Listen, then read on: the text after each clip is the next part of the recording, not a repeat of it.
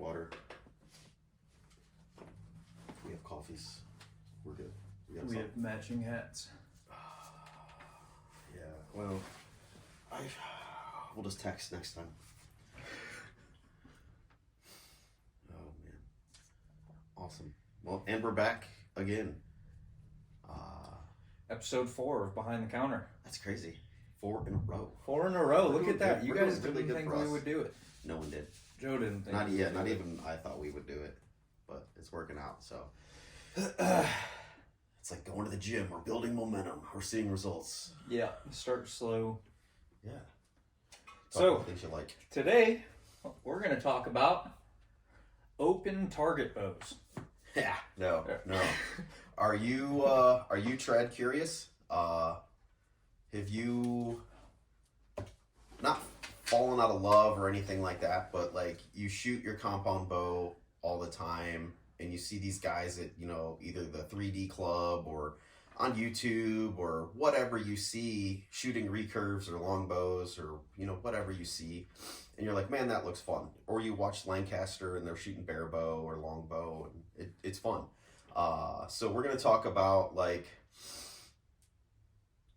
how to get into it, obviously, with recurves. And we did cover it a little bit on one of the previous episodes, but we're going to make this a little more deep divey, right? Because trad, as simple as it is a deep, deep, deep hole of niches. Right, because you have self bows. You have guys going to Home Depot and buying a board and making a bow. You have guys doing PVC. You have the Sages, if you can see those. You have, like a step up. You have custom. You have vintage. Horse bows. Oh, yeah, it is. You have those 6 limb bows. Oh, yeah. You have those are cold. The Kyudo Japanese bows. I've never seen one of those in person ever. I've never seen one in person, but they look so cool. Dude, let's go to Japan. My buddy was just there, said it was awesome.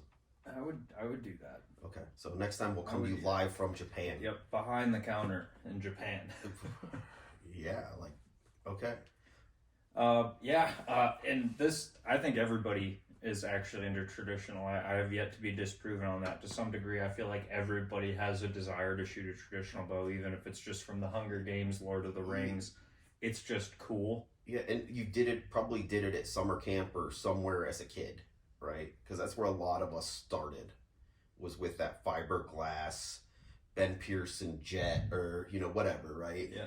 And you don't even have to be a hunter. We get so many people who come in here looking for lower poundage traditional bows that have zero desire to hunt. And traditional is the bridge that gets them into archery. Yeah, and I'm going to tell you this. If you shoot a traditional bow, it will complement your compound shooting. And just ask Scott Williams. Yeah. So we have a customer, lead shooter friend. I've known Scott for a really long time, and he recently got into bare bow, and he talks about it a lot. But it has helped him, and it's awesome to see, and it's kind of part of what inspired us to do this video. Yeah, it's been super cool. He's been progressing very well into bare bow. His scores have been continually going up. Self-taught. Yeah. Like that's pretty cool. He has me and Joe here as resources to use. Yeah. And he does bounce some things off of us, but for the most part, he goes on YouTube or wherever he goes, and he eats the meat, spits out the bones, figures it out, and he's been progressing very well. Yeah. And he came to me Tuesday and said, wow, I just shot my compound the best I've shot my compound in a long time because of the way that shooting a traditional bow or bare bow, basically just one string instead of cams and cams and cables, how much that helped him reinforce good habits that apply directly to his compound. So that's so true. I think that these bows help you shoot a compound very well, and it doesn't always go the other way around. Yeah. Sorry, shooting these bows properly helps you shoot a compound. Yeah. You have to shoot them properly. Yeah. And properly is a spectrum, but I'm not talking about Fred Bear style or James Jean style. Yeah. I don't think those styles of shooting will help you shoot a compound. I don't know what James Jean is. James Jean is that guy that does trick shots. The trick shot dude. Yeah. Yeah. I mean, absolutely phenomenal shooter. I can't tell him he's doing it wrong because he's exactly. Doing, way better than any of us at what he does. Phenomenal, blows my mind. Yeah, not the type of shooting that we recommend you to try, because that guy has probably put 1 million hours into snap shooting his bow. He's the exception to the rule. Please don't watch people like that and expect a uniform progression to get to where he's at. He's one of 3 people that have ever been that good. Like him, Byron Ferguson, that one lady on Instagram that shoots a Samick. Oh yeah, I know what you're talking about now. Yeah. So let's talk about like first step, right? And we're gonna kind of cover like if you have a local shop, great, use them. If they have traditional bows, they probably don't. Yeah, I was gonna say it's rare. The reason we have a little room. I mean, and it's what is this 10 by 10, 12 by 12, not very big, but we have everything to get you started. Most places are not. They're gonna maybe have like a Galaxy Ember thing, but it's on the rarer side, and they're probably not gonna know what arrows you need. My first experience into trad was as a little kid. My uncle handed me I was probably 14, 12. I don't know. I was little. My uncle handed me a 50-pound Bear Grizzly, and I had some my compound arrows with blazers on them, and that's what I started with.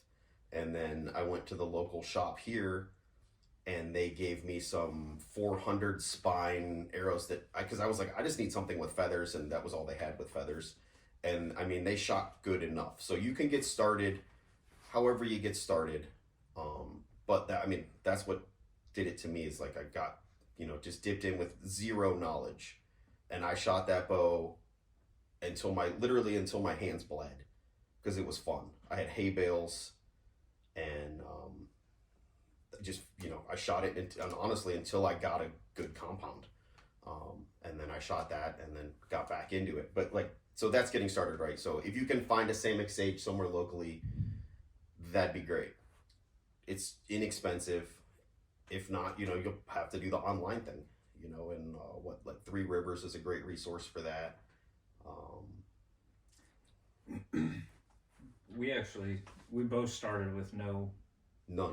We recommend and actually we're pretty close to a specific way of approaching getting started into recurve. Yeah. Joe did not start that way at all. No. I did not start that way at all. Yeah, we both started the complete wrong way. Yeah. My first bow ever I got was a Browning Cobra. It's right there. Which is, it's right there. It's got a broken limb tip because I used the wrong material on the, I used a high fast flight material and ended up cracking the limb tip. Anyway, short bow, which is not forgiving. It's 45 pounds, which in my opinion is a little heavy to start with. Even for a strapping young Luke.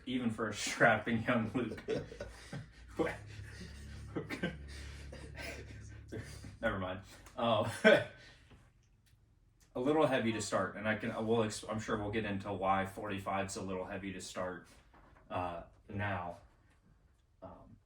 Not the way I would have done it. I mean, you do not want to shoot a short bow. It pinches the crap out of your fingers, so your string angle is super narrow, which makes it harder to, get them out of there when it's time to make a clean release. It doesn't hold as steady. They're just less shootable bows. But if that's what you have access to, look where you're at now. It gave you the taste that got you into it, that led you to the path of finding the correct way, right? So whatever, it's what you can find, what's around you, right? It's you don't need to go out and spend a ton of money to dabble, just to try it.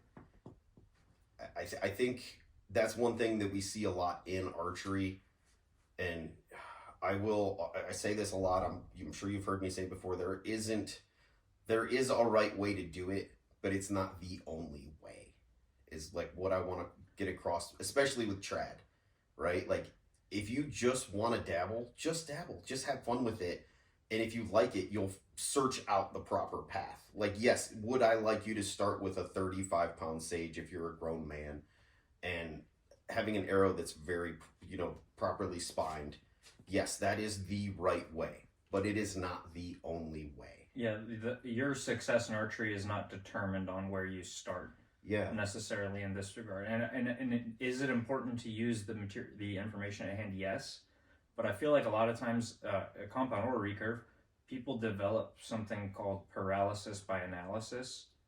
They want to make sure that they don't make any mistakes and that exactly like they're doing the exact right thing in this bow, and they want to make sure their arrows are perfectly spined before they get into it. And we both started completely wrong. I shot wood arrows. That was Ew. Yeah, that was my first experience. Actually, my first experience with traditional was when I was working at Jog Bow, and I didn't know anything about traditional. And then this dude named Joe was coming by with his... Sounds like a freaking stud. Well, he drove a minivan, so I don't know. I did. It's Joe did. Whoever. Yeah, it's the man van. Thank you very much. And I didn't know this Joe very well at the time. I didn't know Trad very well at the time, and he shows up with... It's this Joe, by the way. I'm sure you probably assumed that. With a minivan full of recurves, and hey... Well, you'd mentioned you wanted to get into it. Yeah. And I literally loaded up a van load of recurves. Everything he had, and it was too much. He had 5 bows, 6 bows. Yeah. And I wanted to, like, shoot him and just fling some arrows, and, you know, I was lucky to keep them on a single spot at 20 yards. And I remember being confused because I was picking up this bow, and he's like, oh, no, shoot these arrows. I was like, does it matter? They're all feathers. Like, why does that matter? Mm-hmm. Come to find out that, you know, way later on the road, it's a very specific thing for arrows. But that didn't matter for me for a long time. My very first set of arrows, I bought that Browning Cobra, and I was in Wenatchee, Washington. Shout out to Aaron if anybody's in Wenatchee right now from Hooked on Toys. I don't know if he's still there or not, but that dude was awesome. And I started with wood arrows, and I set up a foam target. I was living in a trailer at the time. It wasn't even a trailer. It was a camper.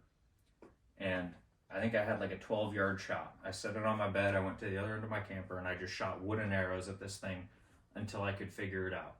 Did I have perfect form? Absolutely not. Could I develop some sort of consistency? Yes. Mm-hmm. And that's kind of where I stayed for many years. I just relied on natural ability and a very little bit of like a constructed shot, like we've been talking about in our other videos, where I have my dedicated process of step 1, 2, 3, 4.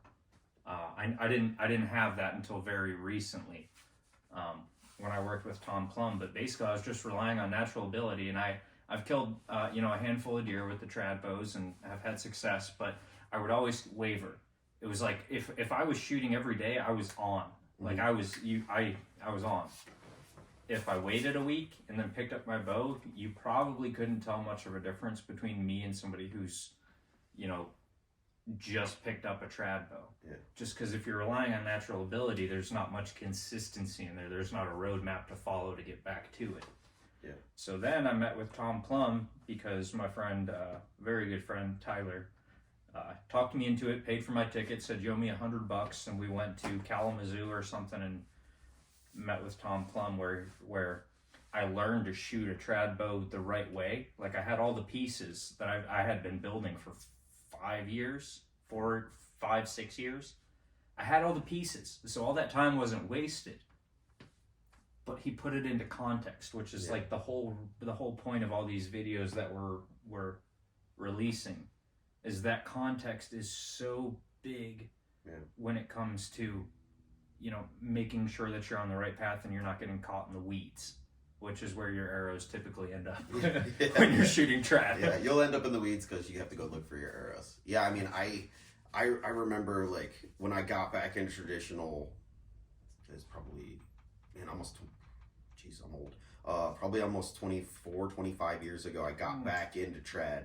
I was shooting my compound in my yard. I just moved back to Jogga County from Poundage, and I knew I had a neighbor that lived it's on kind of a dead end road, and I knew there was like an older guy that lived in the woods. I mean, they had a house. He didn't live in the woods, mind you. But he lived in the woods behind me. Yeah, this is a movie, man. Yeah, true. So he drives by, and he's just kind of like, rah, yells out the window at me. His name was John. Awesome guy.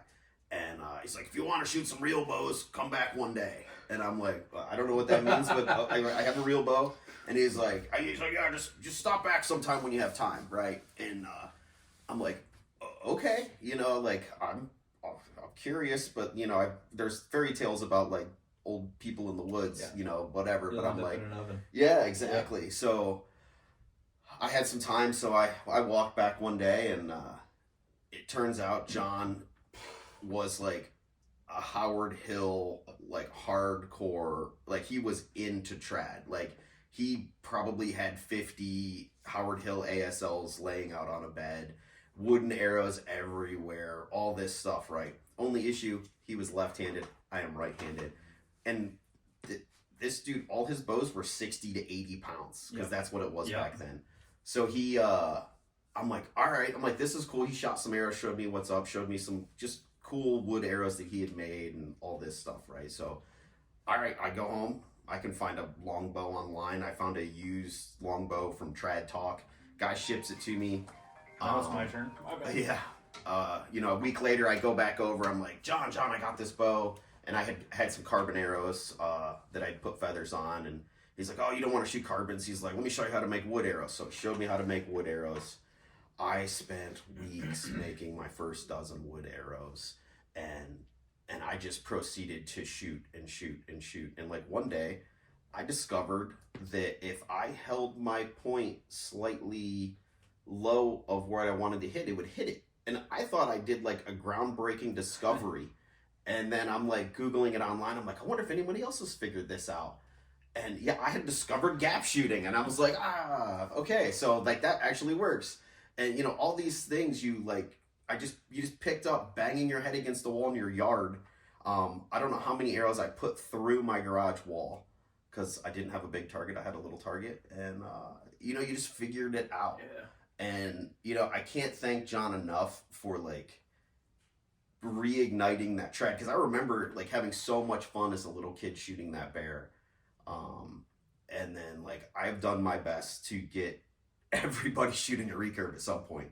You know, it's fun. Like when we go out and shoot 3D with trad, you know, Tradbow 3D day for us is 6, 8, 10 guys just launching arrows everywhere. It's the most fun you will have.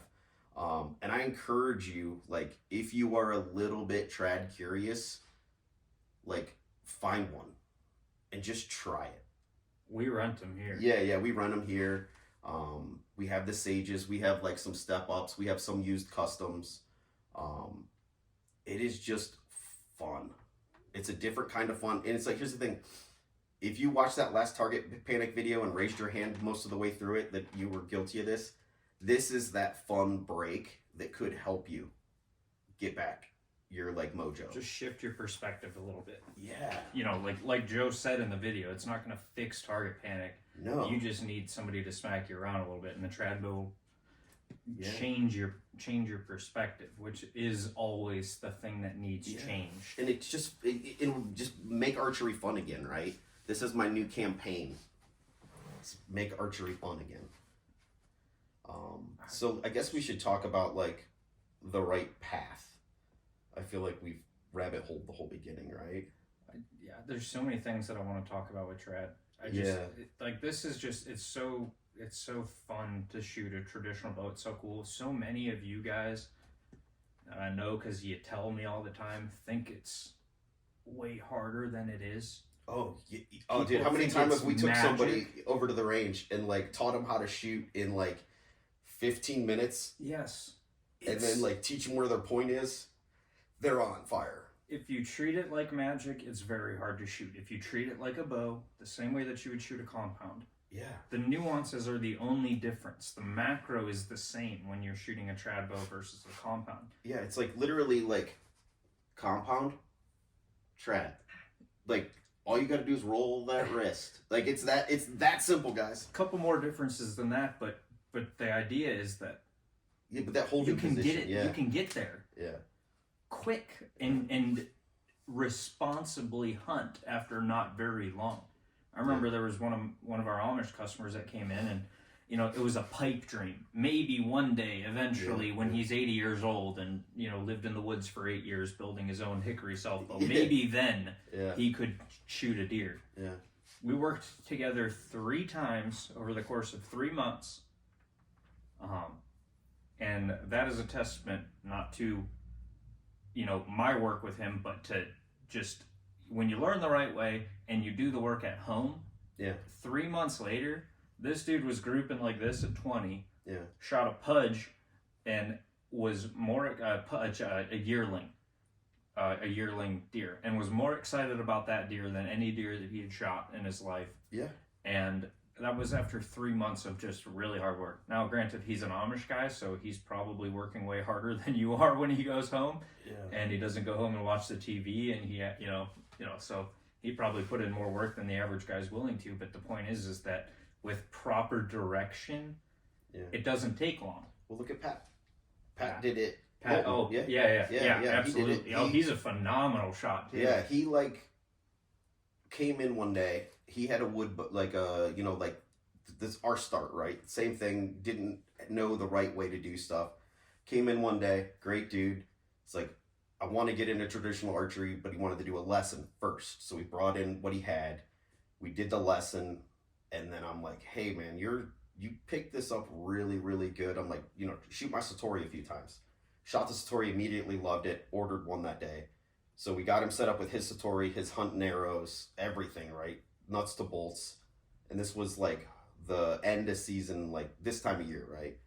He practiced with it up into, and then started hunting. And he's like, I don't know what I'm going to do. I'm like, just limit your distance, that your effective range, and be ethical, and, you know, spend time in the woods, because you're going to get busted by deer a million times.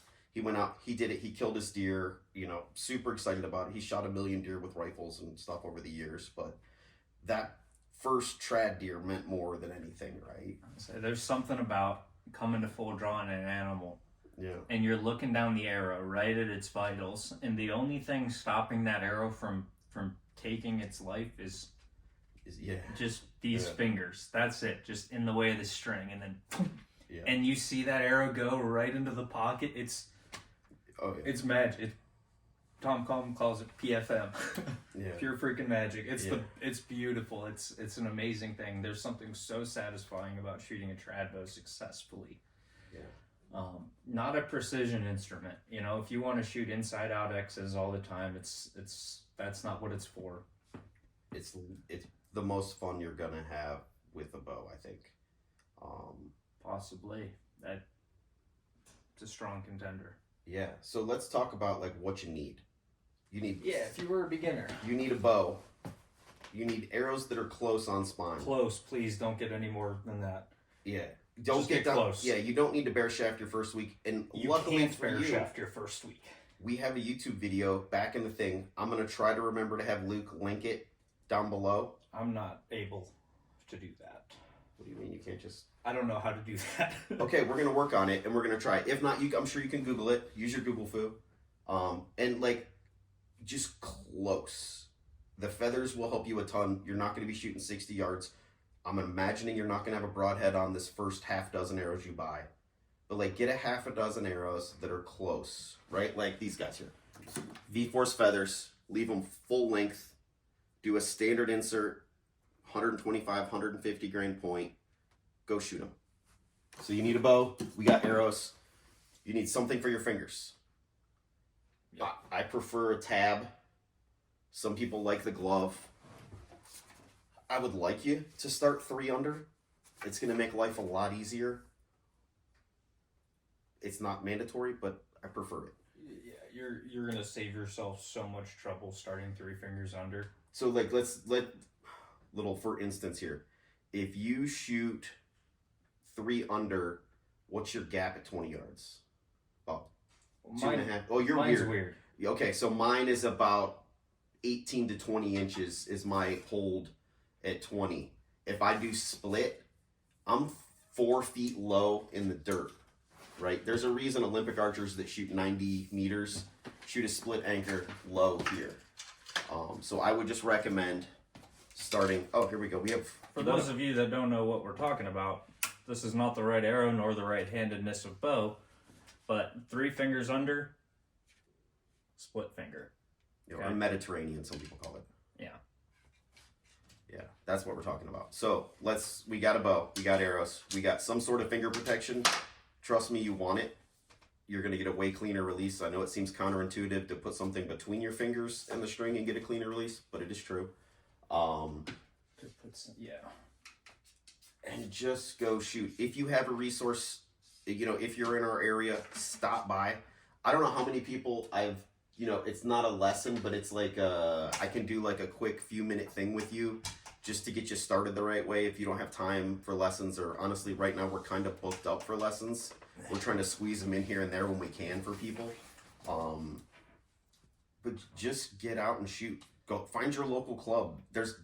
I guarantee you there's at least 1 or 2 guys shooting trad in your area. You just kind of got to find them. Be careful too, because most of the guys shoot trad wrong. If you're an old guy and you shoot trad, there was a lot of in the traditional culture. There was a lot of like a cancerous mentality of like heavy bow. Yeah, you snapshot. Like 80-pound bows, snapshot. It has to be split finger in order to be traditional. It has to be a wooden arrow, can't aim, or maybe even an aluminum, but not a carbon. Those guys are out there, and if that's what makes them happy, then they're not wrong. But if you want to be successful at shooting a bow, they are wrong. you know. Yeah. And that I'm not dogging on them, because all they want to do is have nice bows. Yeah, nice they geek out about the stuff. Yeah, they blazed the trail for us to have what we have today. So I'm never gonna say anything bad about them. They've killed a pile of deer. I mean, those dudes, Howard Hill, Fred Bear, Ben Pearson, all these guys blazed the trail for us to like have the cool stuff we have today. I'm gonna say you don't want to do what they do, but it worked for them, right? Obviously. You're talking about the upper echelon. Yeah. I'm not talking about your average dude. I'm talking about the guys in the community. Yeah. That the way that they shoot, and like it might sound like I'm dogging on Fred Bear and all them. I am not at all. You can't, I don't even know if that much time exists today to put in the amount of effort that he did into his shot. Yeah. How much effort and time you have to in order to shoot like this consistently is beyond anything that I've seen. Yeah, I'm gonna say somebody put into it. Before you ask, Mom, I'm filming. Before you ask them for help, watch them shoot a few arrows, and if they don't have an anchor ever, just maybe say hi and talk to them about bows. But I wouldn't emulate this style of shooting where like the back of their palm hits their chin and the bow fires, right? Watch a guy, and if he comes back in and he settles in for a second, like, okay, maybe he knows what he's doing. Just go talk to him. Go shoot some 3D with him, or shoot some targets with him or something, right? Yeah. Just like, if they don't have like an anchor settle in before a shot, maybe move on. Yeah, you still want alignment with a traditional bow. In fact, it's even more important. Yeah, it's way more important. Like, you still want to anchor. You still aim, even though... Oh, that's a good thing. Joe shoots, he mentioned this earlier, Joe shoots something called gap. Mm-hmm. I shoot instinctive with traditional. I'm instinctive. Oh. I'm more trad than you. Oh, yeah, I guess. So, what does that mean? What do you think people should start with? I mean, I do like a rough gap. I do like a very rough aim to start. I would honestly start close on a big target, just shooting, and see what develops. Yeah, and by that, it's like, when I say kind of both, I mean put your arrow tip 2 feet below what you're aiming at somewhere.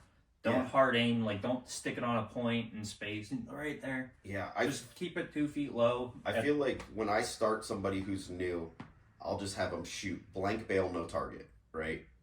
Just shoot some arrows, and almost always a group will develop somewhere, right? Like, it'll be there.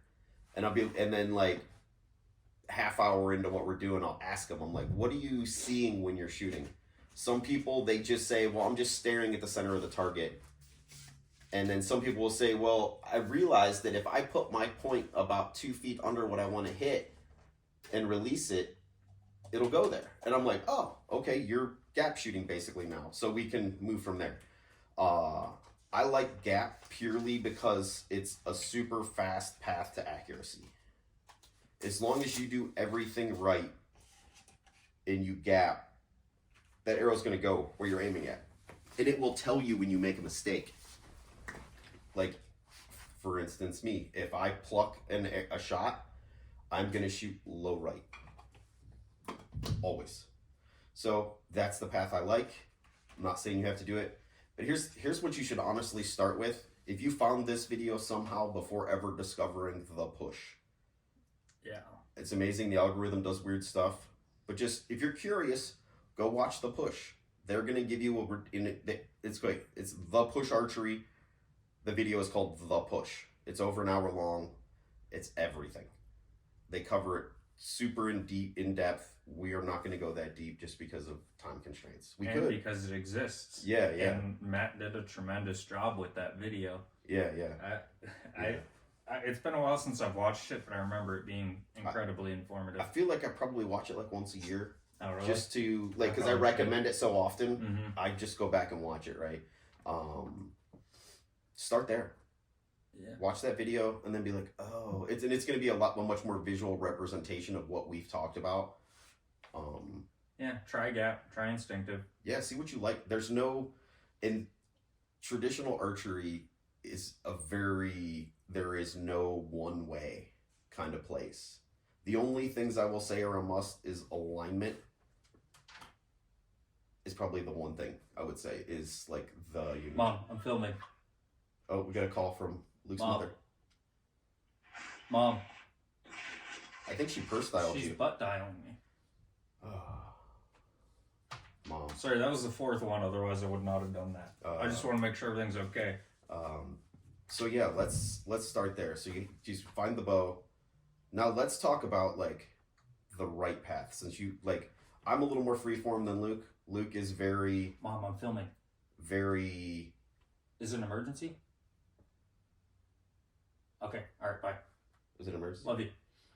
No. Oh, okay. That's what she kept it. Yeah. Okay. So, Luke, what is the right way to start? If you're the guy that wants to just start, doesn't care about anything, just wants to dabble, do Joe's path. If you are a little more type A and a little more, I'm going to do everything correctly to get started, Luke's going to cover that. Yeah, really? Yeah, I guess so. So if it's me, I go too light of a bow. And I'm not saying this because it seems like a lame answer. Go lighter. Everybody that I see that is a little bit more ambitious with their poundage regrets it. And when I say everybody, I'm thinking like 100%, maybe 95% at the lowest. They always regret going too heavy, because what needs to be built up when you're shooting trad is not your physical muscles.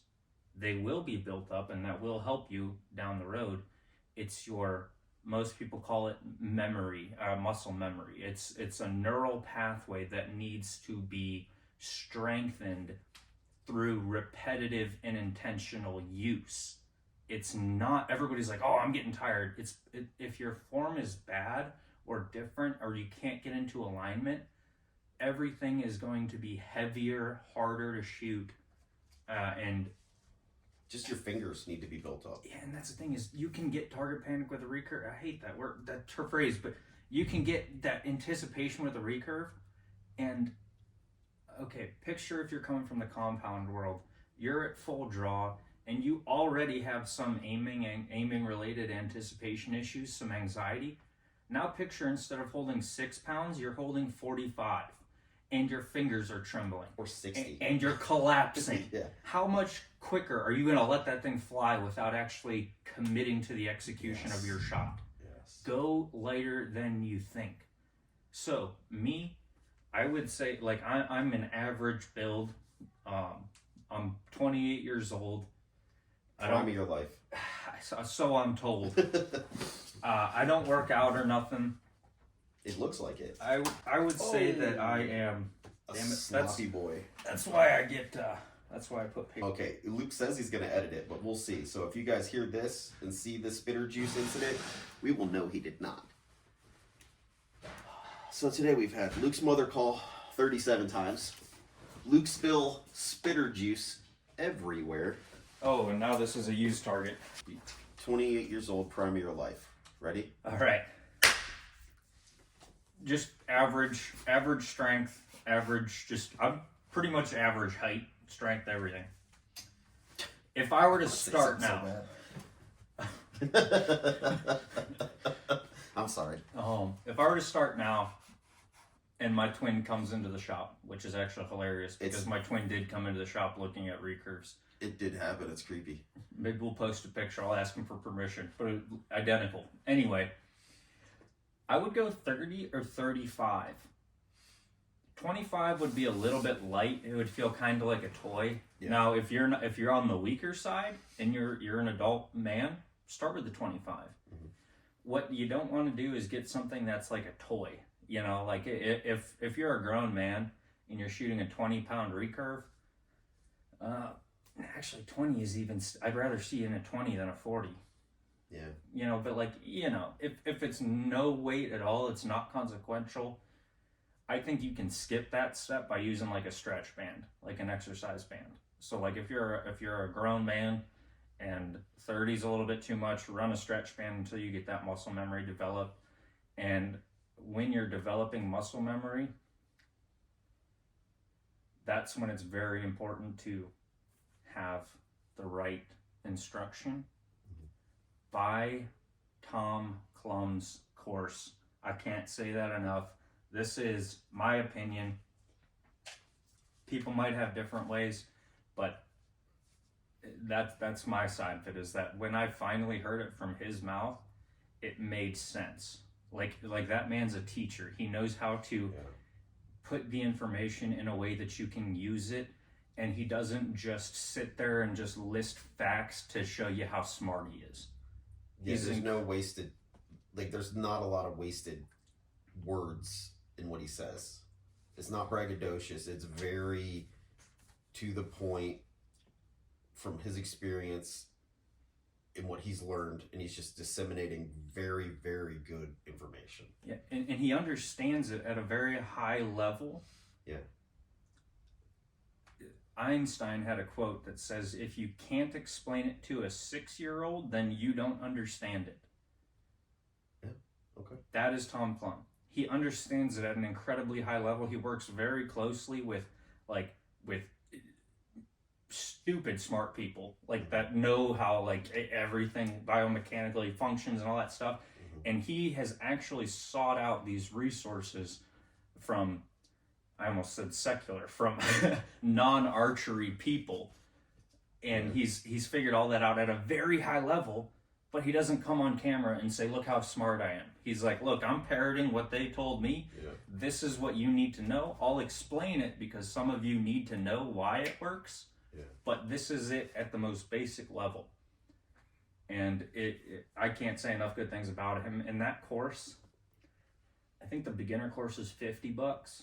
The advanced course is $200.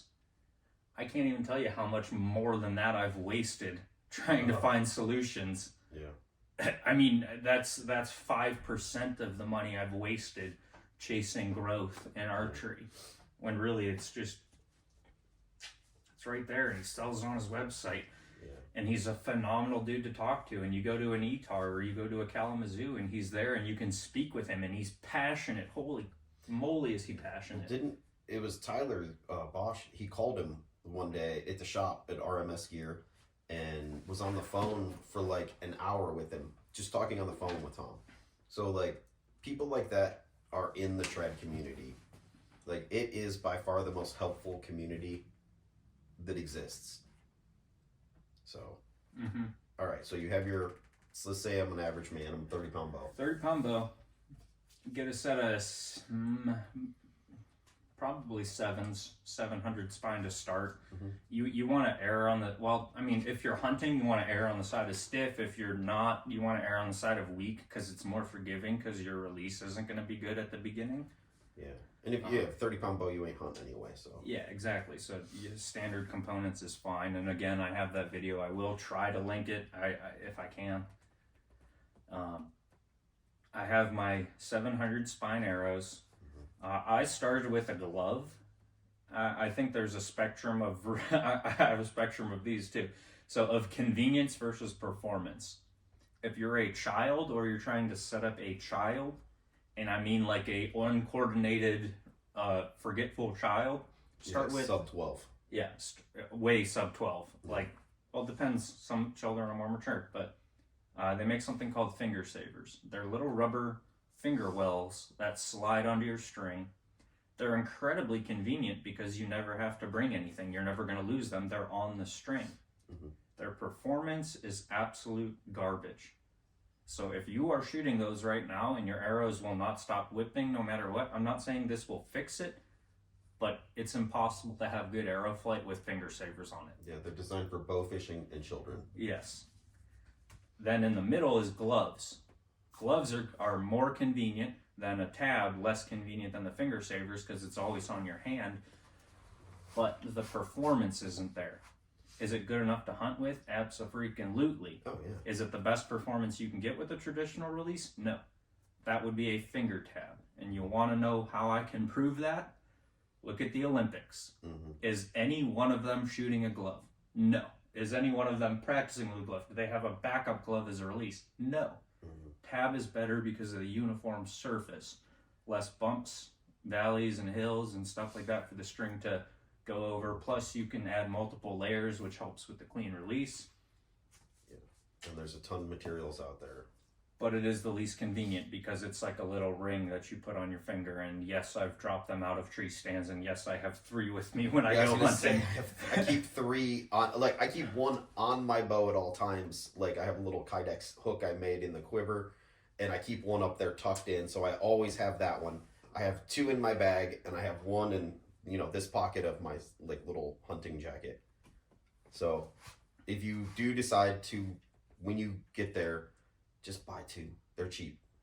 My favorite tab up until very recently was always the Black Widow calf hair 300 tab. Cut the little doohickey off of it on top. I've shot that tab at least a decade. I probably have a dozen of them spread out randomly in bags and bow cases and everything. And they're cheap. And my favorite tab right now, well, besides the ones that Luke make, is Tom Klum decided to make a tab because he was having trouble getting the tab that he liked the best. So he developed, you know, had a tab made, and it is $25. So you don't need to spend a lot of money to get a super high quality tab that will work. And then Yoast has a tab called the Predator that's a great tab. And I want to say it's $50 because it's an aluminum. I don't even know what that piece is called, the tab piece that fits the palm piece. Yeah, palm piece. So, I mean, that's the spectrum of spending on tabs is $15 to $50. It's not like compound releases where they go up to $300. So, yeah, the main one that I would say stay away from is something called super leather. Is that real thick stuff? It's super thick and it's super. Yeah, it doesn't break in well. There is one tab that I tried using for like 3 months and couldn't get it. A good cordovan tab, like a good calf hair is broken in immediately. Oh, it's so your gross. First shot, it's as broken in as it'll ever be. The downside of calf hair, or whatever hair you choose to put on it, is that it wears out quicker. Yeah. Obviously, those strands of hair get worn off. Yeah. Then there's cordovan, or cordovan or whatever, which Horse is leather. like horse shoulder leather, which breaks in pretty quick. It's not quite as quick as calf hair, but it breaks in quick, and it's like that old baseball glove kind of feeling. Like it feels so good. And then super leather, which never breaks in and always sucks. Yeah, but if you had like a 60 to 80 pound bow, that would be a good tab for you. But yeah, so start with the calf hair or the cordovan tab. Start with 700 spine arrows, a 30-pound bow, and just go shoot. Yeah, get an arm guard if you're hitting it. You don't need to hit your arm with a recurve, but if you are hitting it, just to throw one on there just at the beginning so you're not worried about shooting. Yeah, and there's 2 pieces of other gear that I'm going to highly, highly, highly recommend. One of them is a bowstringer. These are made by Selway. These are $17.95, and this will save your bow. I don't know how many bows people have brought in here with twisted limbs from doing the old step through string. Please, it's $18, and this will last you the rest of your life unless you lose it. Just invest in one of these. Learn how to use this. The other thing I'm going to recommend is a bow square. You can write down your knock heights to get good arrow flight. You can check your brace height. Every bow you're going to purchase, from a Samick Sage to a Black Widow, is going to have a recommended brace height. The bow is going to perform the best in that range somewhere. And it is something that once you get to a higher level and start tuning, that you can adjust a little bit of arrow flight by changing those 2 things. And then having a little notebook to write those things down in, or your phone, a notes page, whatever. That's all you need. And what's a bow squirt? $20?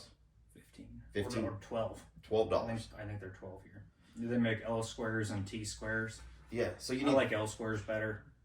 Yeah, you need $32 worth of gear to get you shooting, plus your bow, arrows, and tab. And they don't wear out targets like a compound does. Yeah. Like my favorite traditional target, if I'm just shooting at a bale, is the Morel NASP youth target, the $55 big old target. Yeah, like 32 by 32 or 36 by 36, something like that. And it'll last me forever. I mean, I don't think I've shot the one out that I've been shooting for 3 years. So it's just so much less consequential. Yeah.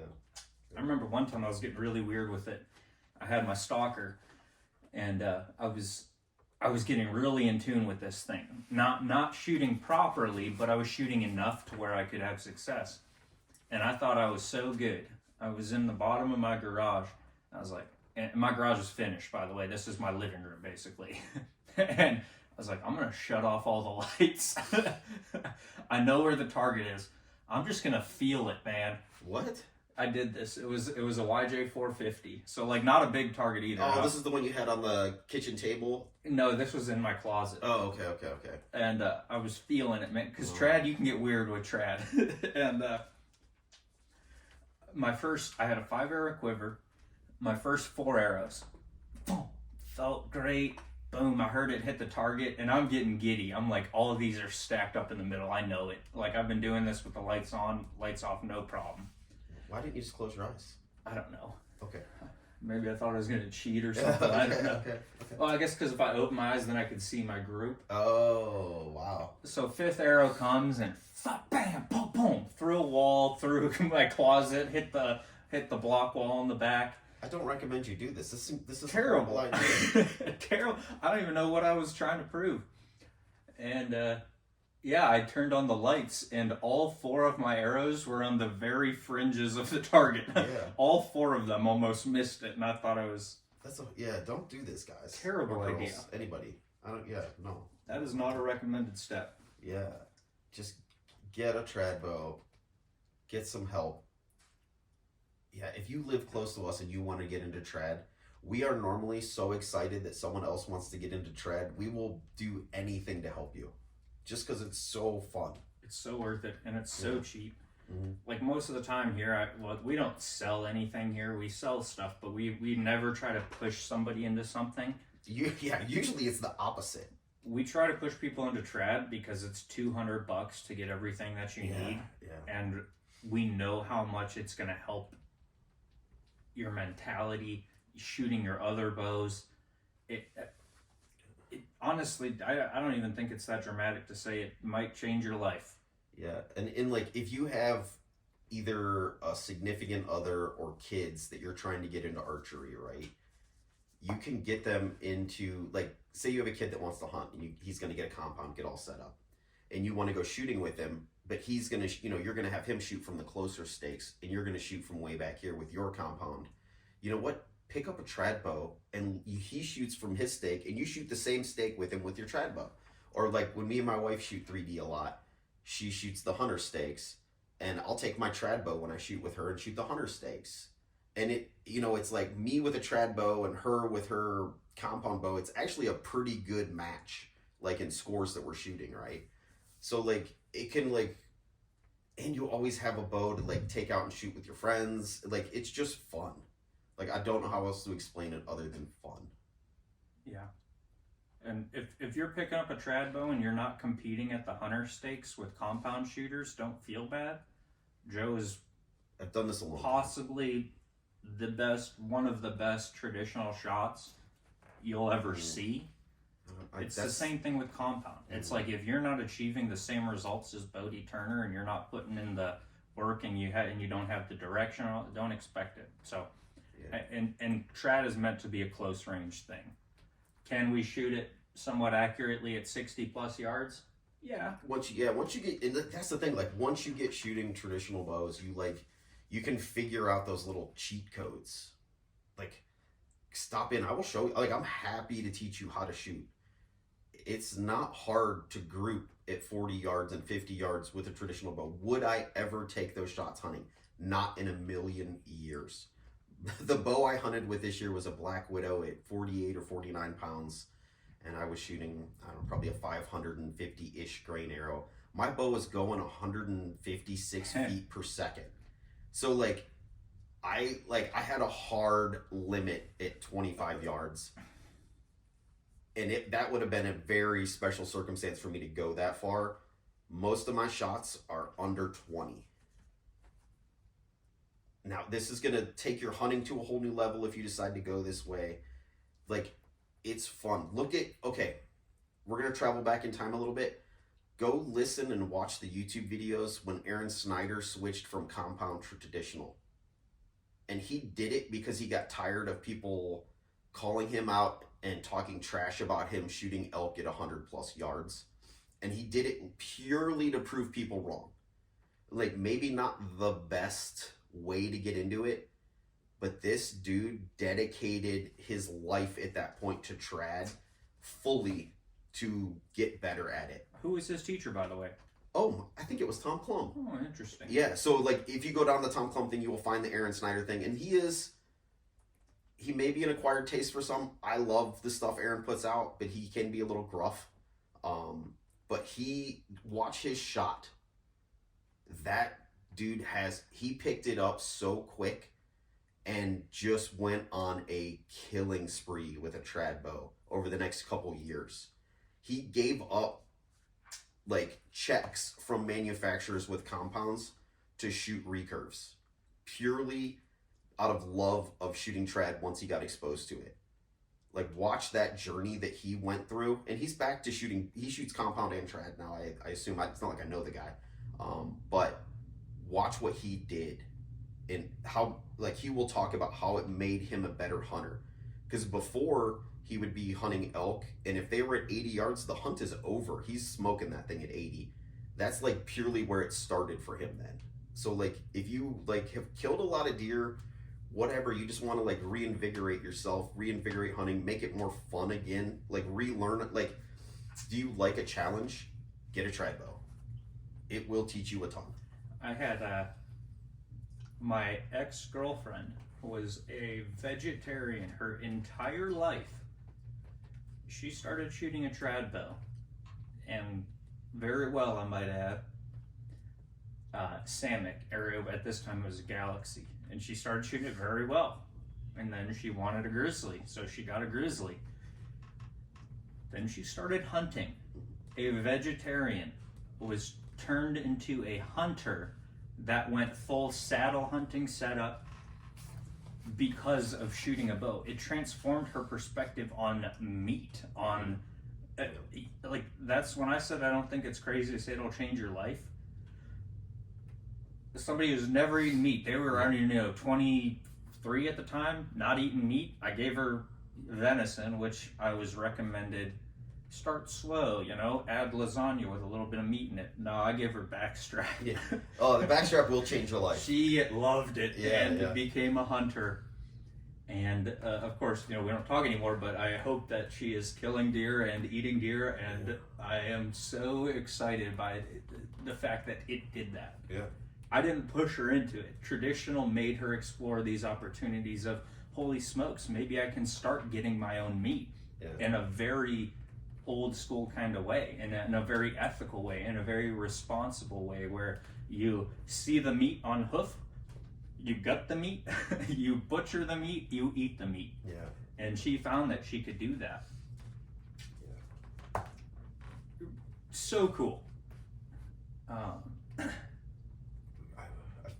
don't even, like, I don't even know where we're at right now. There's so many possibilities in this. I guess this is a tough one for me because it's something I like.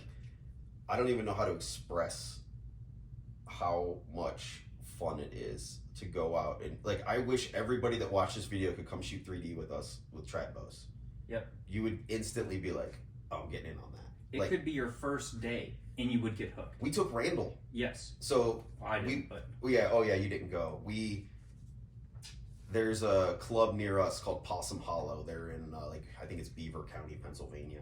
Awesome club, by the way. If you're anywhere near them and they're doing a shoot, attend it. The kitchen is phenomenal.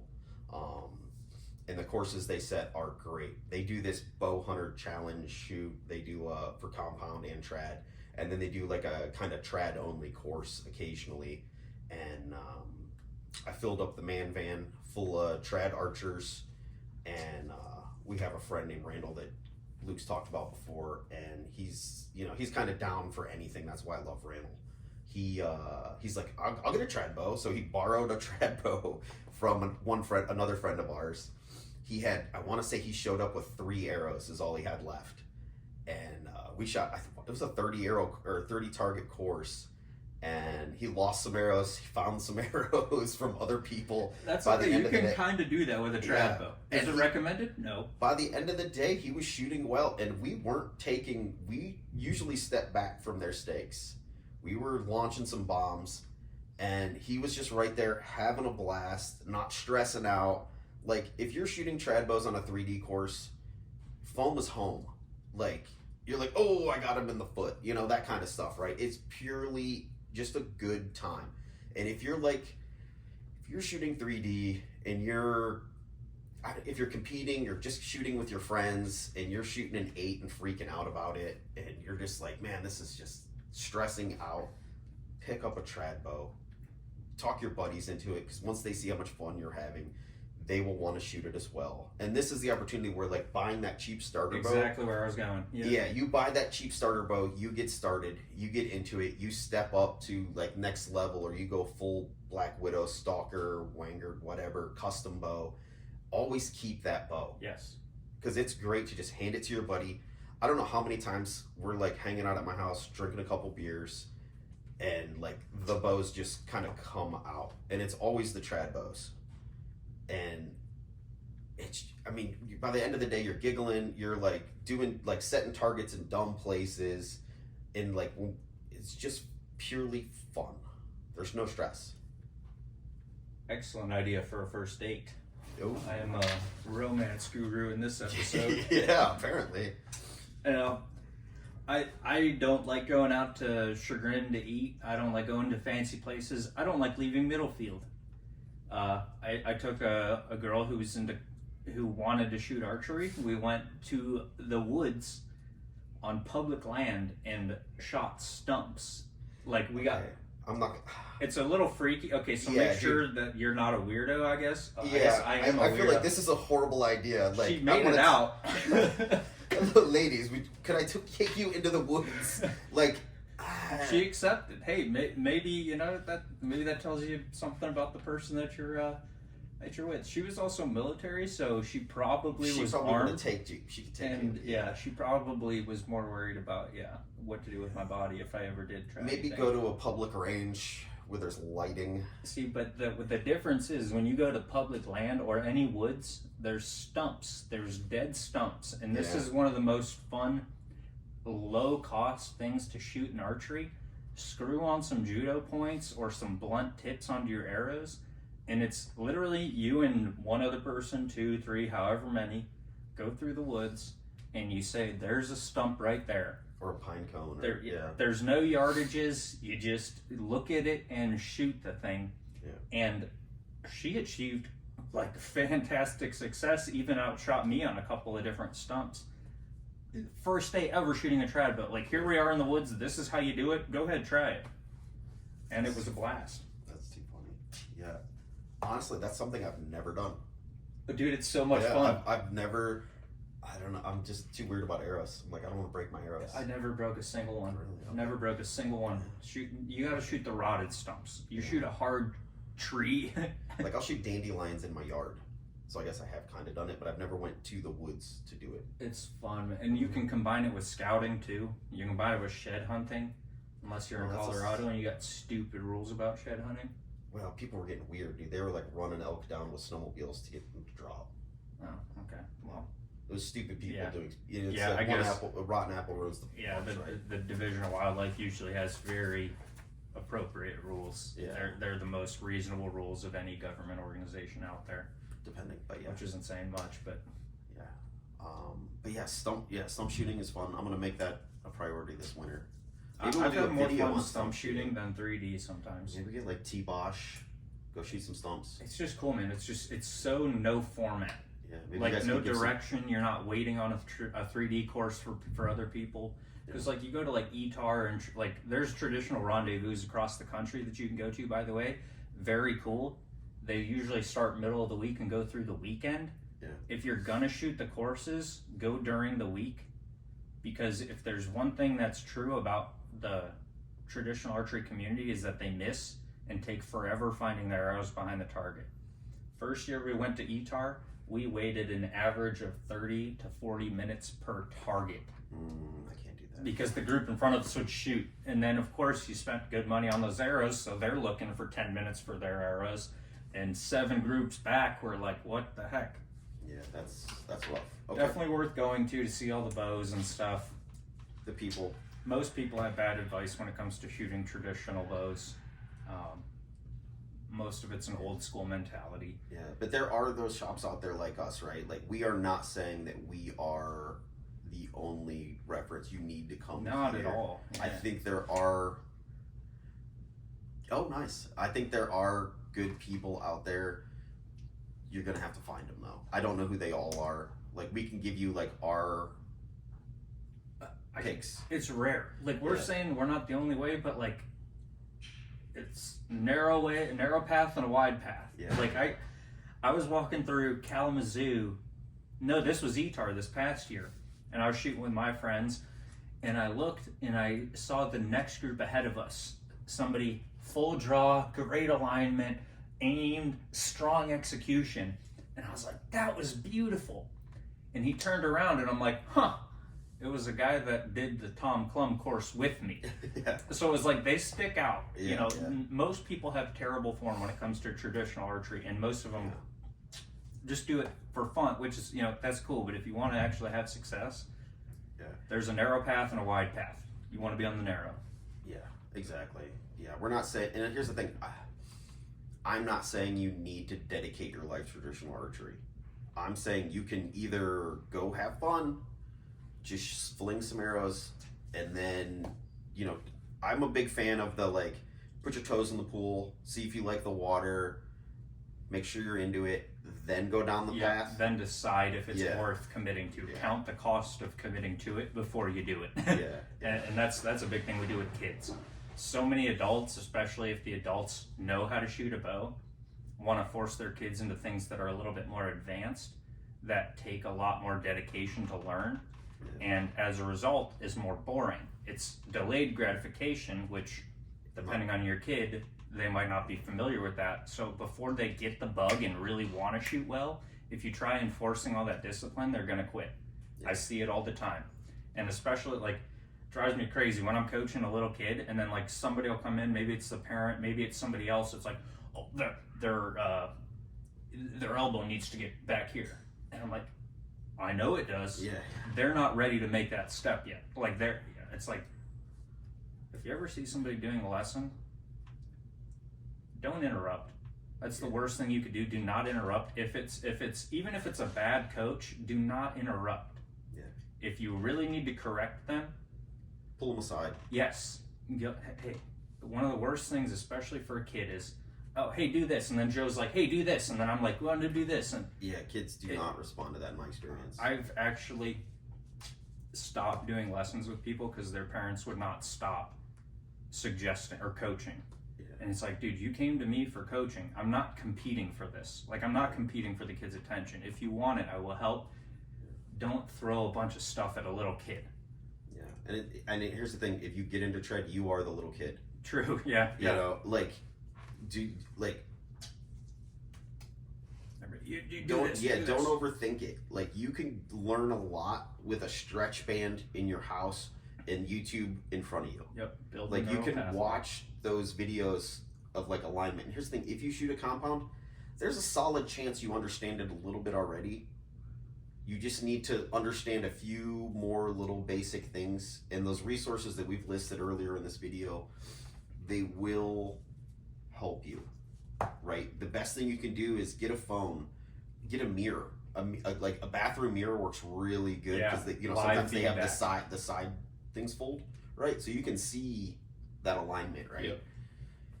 And if your arrows are constantly grouping to the left, right, it's a good chance your string's out here. Try to get your eye behind the string, right? Like, it's, there's ways to move those groups, you can email me. I will try to help you. And then once you've got a consistent shot, yes, bear shaft him. Yes. Once you've got a consistent shot, yeah, bear shaft him. Yeah, if you're at 10 yards and you're grouping, say this. Don't bear shaft him yet. Yeah. Just that's not bad. Yeah. Can you kill a deer with that? Oh, easily. Yeah. I mean, for me, I personally believe you should probably bear shaft tune before you shoot at a deer. But you could broadhead tune. Just make sure it's flying straight. Yeah. Like, we're dealing with low poundage, low kinetic energy, so really the most important thing about hitting an animal is straight arrow flight. You can shoot an 80-pound recurve, but if your arrow's flying like this and coming in at an angle, you're not going to get any penetration. Yeah. I passed through a fairly large doe with a 42-pound longbow. Yeah. Like, slow, minimum weight that I could shoot legally in Ohio, and I got a freaking pass through. Yeah. Just because my arrow was flying straight. Yeah. But yeah, wait to bear shaft tune. You cannot bear shaft tune unless you cannot achieve good results from bear shaft tuning unless you shoot good groups. Like, for me, 20 yards, if your group is like this, I don't want to bear shaft tune you. You're not going to get anything out of it because your form still needs to change. Yeah. To shrink that group. So what if it changes and then that throws off your bear shaft? You're going to be chasing your tail forever. You're going to spend a small fortune in arrows. Yes. And here's the thing, we can say this, I've done this. If you go upstairs into my archery room in my house, it's insane. I have a garbage can full of feathered arrows because of doing this. Because at times, like when I didn't know any better, I would watch a YouTube video or read a book or an article on Trad Talk or Trad Gang back in the day, and I would go down a tuning rabbit hole and, start doing things like adding point weight, subtracting point weight, cutting arrow. Like, I don't know how many dozens of trad arrows I've had to give away over the years because they don't work for what I'm doing anymore. But the only nice part about it is anyone I know that builds a bow, I've got a set of arrows that we can like go through to tune without having to spend a small fortune. Yep. You only have so much brain power. Make sure at the beginning it's allocated towards creating your shot. If you divide your attention between bear shaft tuning and making strong shots, it destroys your shot. I've watched it happen. As soon as you go to bear shaft tune before you're ready, all of a sudden you're thinking about what should I do with my arrow, and your shot looks like crap and you're shooting worse than you've ever shot. Yeah. Just make sure you're shooting good first. Yeah. Like, you can group with a wrong arrow at 20. Oh yeah. Like, wrong arrow. You can still put down a group of 20 because of these beautiful things right here. Yeah, I mean, you can be... Those ones, and also these ones that are not on the ground. Yeah, you can be 2 spines off in your shaft selection and still group decent at 20 and 30 you know, you may be off to the left, off to the right slightly of what if you're gap shooting, right? But you can get away with it in the beginning. And like, I will not, if I have a student that is starting out, I will just use my experience to get them an arrow that's really close, which is super helpful, and then let them shoot. I mean, like with my barebow student, Carrie, I don't think we bear shaft tuned. I mean, it was like we shot every week for 6 months before we bear shaft tuned. And she progressed very quickly. You hear that? 6 months, by the way. 6 months from somebody that was taking dedicated, consistent lessons. Yeah, and she didn't bear shaft tune for 6 months. And she was shooting on her own as well, not just shooting with me. And that's what was the beautiful thing about working with her, is I'm a big fan of homework, because I can only do so much here. Yep. We're in a quiet environment. Like, things are going to change when you're out on the railroad shooting competitions, and that was her path, was competitive barebow.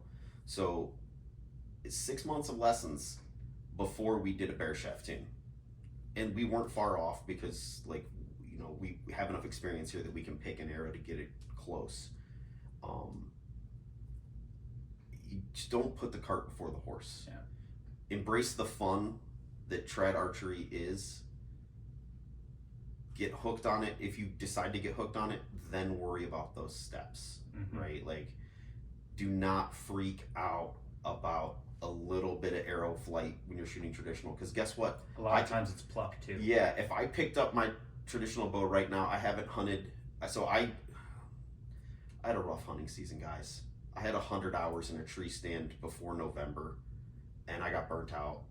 So I haven't hunted since November, and I really have barely shot a traditional bow since then. If I went over there right now and grabbed my bow, I was bear shaft tuning at 40 yards, like shooting bear shafts into tiny little groups at 40 yards before I would hunt with my bow. It's perfect. I guarantee I go out there right now and shoot that bow, you're gonna see some whip in those, because my form isn't as dialed in as it was then. My draw length, like, I'm probably gonna be, the shoulder may come up a little bit, like, it's gonna not be perfect. So I'm not even gonna pay attention to that stuff. My bear shaft will not even be in my quiver in the beginning. Like, just take your time. And here's the thing, the nice thing about this is, once you have dialed it in, once you have bear shaft tuned, keep that bear shaft and shoot it, and it will tell you what you're doing. Like, just watching it. Absolutely. So there's all these like little tricks that you learn over the years and time.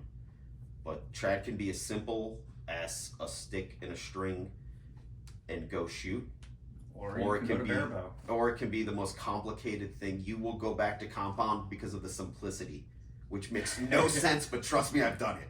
Like, I have went down so many rabbit holes when I was shooting barebow that, like, I would pick up my full-blown long bar target rig purely out of like a desire for simplistic shooting. I have to pee so bad. You want to close it up? Yeah, okay. All right, guys. Thank you for watching it. I hope you get something out of this. Luke's bladder is not strong like mine. Hopefully you enjoy this, and we will see you next time.